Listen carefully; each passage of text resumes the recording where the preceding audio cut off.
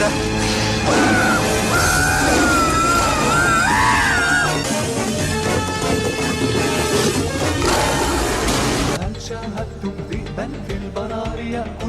انا برضو اسد، بس اسد بيقول قول قول يا عم بالراحه بدل ما تيجي بالدماغ. انما يعني ايه الفرق ما بين الاسد ومراته لما مؤاخذة؟ الأسد شعره كثيف، أما اللبؤة كما ترى صلعاء. صلعاء؟ الأنثى صلعاء.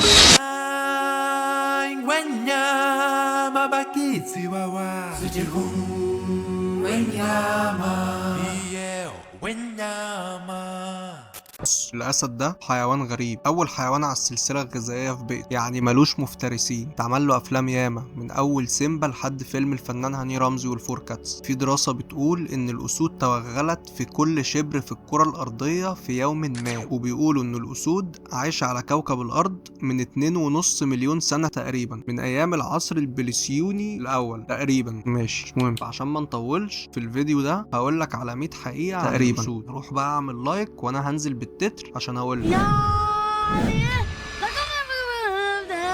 في حوالي من 20 ل 23 ألف أسد متبقيين في أفريقيا، والأخطر إن 75% من الأعداد دي بتشهد انخفاض، ولو استمر الوضع كده الأسود ممكن تنقرض خالص من البرية، تبقى عايشة في جنينة الحيوانات بس. بتقول ايه؟ تبقى عايشة في جنينة الحيوانات بس. الأسد هو قطة كبيرة وضخمة، جسمها مليان عضلات قوي جدا، وده بيساعدها في الصيد والدفاع عن نفسها. لون فروها بيكون بني فاتح أو ذهبي زي الأشقر. الأسود بتعيش في أي حتة، السهول والوديان والسافانا والغابات وفي جنينة الحيوانات. اكبر عدد من الاسود عايشين دلوقتي في قاره افريقيا، وفي شويه منهم في اسيا، والاسد الافريقي اكبر من الاسد الاسيوي. الاسود معرضه للانقراض بشكل عام بسبب رحلات الصيد. جسم اضخم اسد مسجل كان طوله 3 متر ووزنه 400 كيلو. الاسد الحيوان الوحيد اللي بيظهر فرق واضح ما بين الذكر والانثى. اللبوقه هي اللي مسؤوله عن الصيد واطعام الاشبال وتعليمهم الصيد. اللبوقات بتخرج تصطاد في مجموعات منظمه، وكل لبوقه بيكون ليها دور، يعني دي بتخش من هنا ودي بتعض من هنا. ساعات الاسد بيخرج يصطاد معاهم لما الفريسه تبقى كبيره. الاسد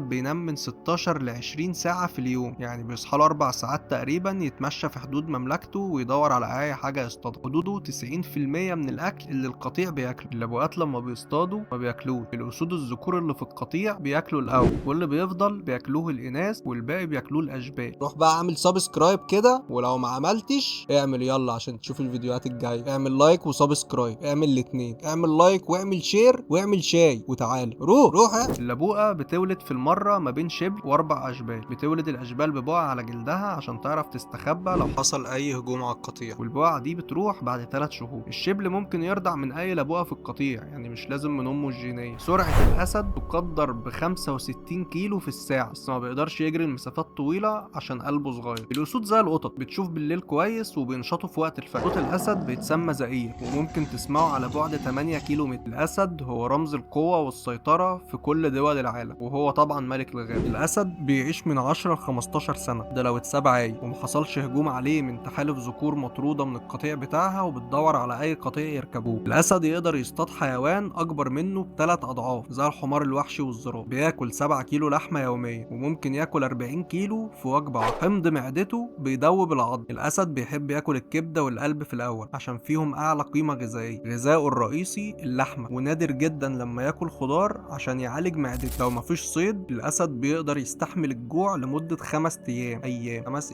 ايام، ولكن ما يقدرش يستحمل العطش. الاسود بتموت بعد 4 ايام من غير ميه بسبب الجفاف. الاسود ما بتاكلش البشر الا في حالات نادره جدا، يا حاله خوف شديد يا اما في حالات الجوع الشديد برضه. في سلالات من الاسود زي اسود اوغندا بتقدر تتسلق الاشجار. بيظهر الاسد على 12 علم من اعلام الدول في العالم. الذكر الاقوى في القطيع بيكون حاكم القطيع والكل بيسمع كلامه. الاسود بتحب الارض الجافه، ولكن احيانا تاخد غطس من وقت للتاني. الاسد في بقه 30 سنه وما بيمضغش الاكل، بيبلعه على طول. البلاد السواحليه اسم الاسد سيمبا. والله زي ما بقول لك كده سيمبا. الاسد لما بيمشي كعبه ما بيلمسش الارض عشان الفريسه ما تسمعوه. ومش بس كده، ده الاسد بينونو بس لما يبقى مزاجه رايق. الاسود هي النوع الوحيد من القطط الكبيره اللي بتعيش في مجموعات اجتماعيه كبيره، بيبقى اسمها اسمها قطيع، والقطيع بيتسمى الزمرة. لما الذكور الصغيرة بتوصل لسن البلوغ بتطرد من قطيعها الأصلي عشان ما تنافسش الذكور الموجود. الذكور اللي بتطرد دي بتشكل تحالفات، وعادة بتكون من 2 ل3 ذكور من نفس الأم أو قرايب. حياة الأسد الذكر اللي بيعيش لوحده من غير تحالف تكون صعبة جدا، وفرص بقائه على قيد الحياة قليلة جدا. لو تحالف جديد من الذكور سيطر على قطيع غالبا بيقتلوا الأشبال الصغيرة اللي من أبناء الذكور اللي قبلهم. قتل الأشبال ده بيخلي الأمهات ترجع للخصوبة أسرع، وبالتالي الذكور الجديدة تقدر تتكاثر معاهم وتنقل جينات. الإناث بتحاول تمنع قتل الأشبال عن طريق إخفائهم أو الدفاع عنهم، أو ساعات بتهربهم. ده بيوضح إن الصراع على التكاثر والبقاء بيكون عنيف جدا في عالم الأسود. الأسود بتحب تتفاعل مع بعضها بطرق كتير بتعزز الروابط الاجتماعية جوه القطيع، زي إن هما بيخبطوا رؤوسهم في بعض، واللعب بيحبوا يلعبوا مع بعض. اللبؤات بتنسق دورات ولادتها عشان يسهل عليهم رعاية الأشبال مع بعض. كمان الأشبال ممكن ترضع من أي لبوءة في القطيع عندها لبن. الأسود لما بتنام لحد 20 ساعة في اليوم ده مش كسل، لكنها استراتيجية مهمة جدا للحفاظ على الطاقة، بما إن أنشطة الصيد بتاعتهم بتستهلك طاقة كبيرة جدا. وكمان توافر الفريسة مش دايما مضمون، لأن النوم لفترات طويلة بيسمح لهم يوفروا الطاقة دي للحظات اللي بيحتاجوها فيها أكتر. نسبة انخفاض أعداد الأسود في آخر 20 سنة وصلت ل 43%، والأرقام دي مش مجرد إحصائيات، الأرقام دي حقيقية توضح إحنا قد إيه وصلنا لنقطة حرجة جدا، وإن الانقراض بقى قريب. الأسود الآسيوية في عددها حوالي 350 ل 500 أسد بس في البرية. الأسد أو سيمبا أو ملك الغابة هو مخلوق بيستحق مكانته دي بجدارة، مش بس عشان قوته الجسدية، لكن كمان ليه دور كبير في الحفاظ على التوازن البيئي. شفنا قد إيه إن الأسود كائنات ذكية جدا. كمان شفنا حياتها الاجتماعية بقطيعها وتنافس الذكور على الهيمنة. هي نظام معقد جدا وبيضمن بقاء النوع وتنوعه الجيني، لكن للأسف الأرقام والحقائق بتوضح صورة مقلقة جدا. الأسود بتواجه تهديدات خطيرة جدا. الأسود هتنقرض، الصيد الغير مشروع والصراع مع البشر وتغيير المناخ كلها عوامل بتشتغل مع بعض عشان تقلل أعدادها بشكل كبير. ده مش مجرد تهديد لنوع واحد من الحيوانات، كأنه مؤشر على تدهور النظم البيئية اللي بتلعب فيها الأسود دور محوري جدا. في النهاية الأسد مش بس رمز القوة وإن هو ملك الغاب، ده عنصر أساسي في النظام البيئي ولازم كلنا نحميه. احمي الأسد معايا، دوس لايك بقى علشان تحمي معايا الأسد من الانقراض وإن هو يفضل عايش معانا أطول فترة ممكنة. اعمل لايك تاني، اعمل سبسكرايب واعمل لايك تاني.